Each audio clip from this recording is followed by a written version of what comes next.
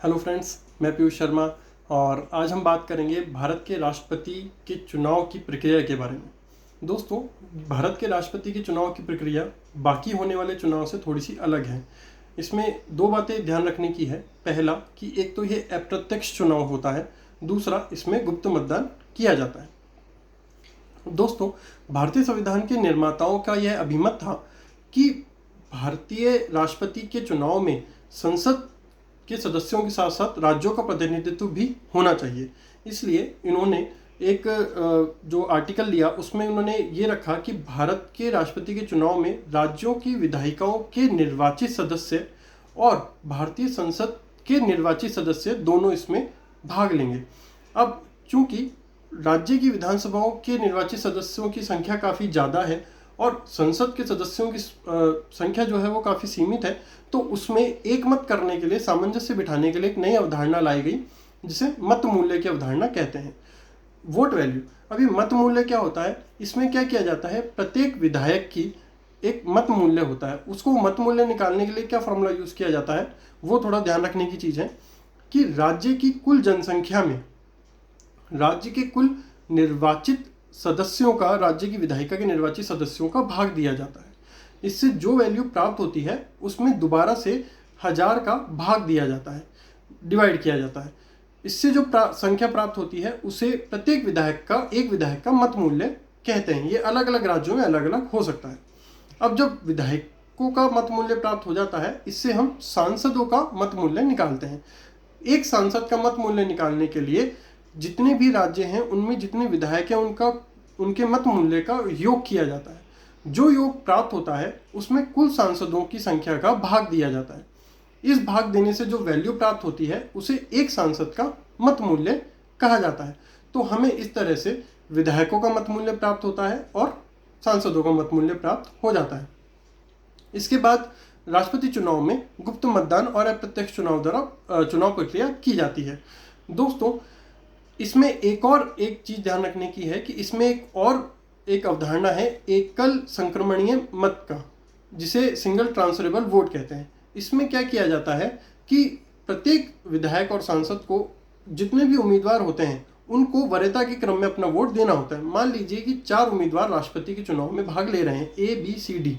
अब जो एक विधायक या सांसद होंगे वो चारों का वरीयता क्रम में एक पर्ची पे लिख के अपने वोट बैग उसमें गुप्त मतदान के बॉक्स में डाल देंगे कि मैं A को प्रथम वरीयता देता हूँ, B को द्वितीय, C को तृतीय, D को चतुर्थ। इस तरह वो वरीयता दे देंगे।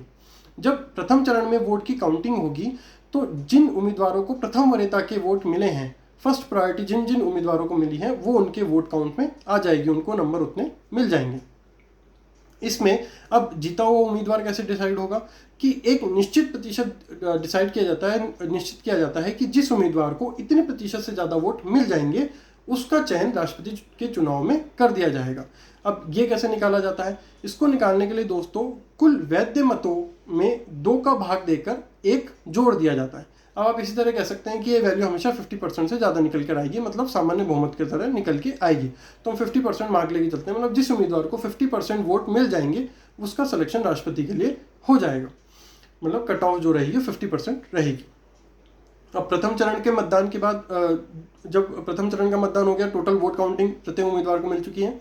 अब द्वितीय चरण में क्या किया जाता है कि जिस उम्मीदवार को सबसे कम वोट मिले हैं प्रथम चरण में, उस उम्मीदवार को हटा दिया जाता है और उसको मिले वोटों को जितने भी सांसदों ने उसको वोट दिए हैं उनमें जिन्होंने द्वितीय वरीयता में दिया है उन वोटों को उस द्वितीय वरीयता वाले जो उम्मीदवार हैं उनमें बांट दिया जाता है।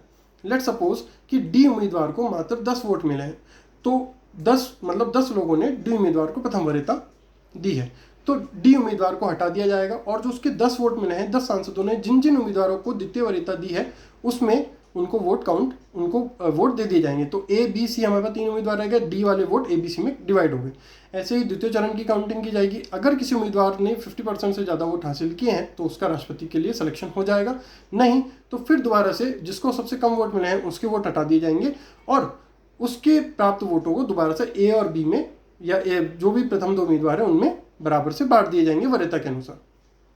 तो इस तरह से दोस्तों जिस उम्मीदवार को 50% से ज़्यादा वोट मिल जाएंगे वो भारत के राष्ट्रपति के लिए चयन हो जाएगा। तो ये सिंगल ट्रांसफरेबल वोट एकल हस्तांतरणीय मत प्रक्रिया थी। इसमें हमें ध्यान रखने की चीज़ है कि इसमें गुप्त मतदान होता है, अप्रत्यक्ष चुनाव होता है और मत मूल्य निकाला जाता है और मतों का हस्तांतरण किया जाता है। तो दोस्तों आपको ये वीडियो पसंद आया होगा और राष्ट्रपति चुनाव की प्रक्रिया भी समझ आई होगी। अगर फिर भी आपका कोई डाउट रहता है तो आप हमें कमेंट सेक्शन में लिख के बता सकते हैं, हम उस डाउट को सॉल्व करने की भरपूर प्रयास करेंगे। तो दोस्तों घर में रहिए, पढ़ते रहिए। जय हिंद।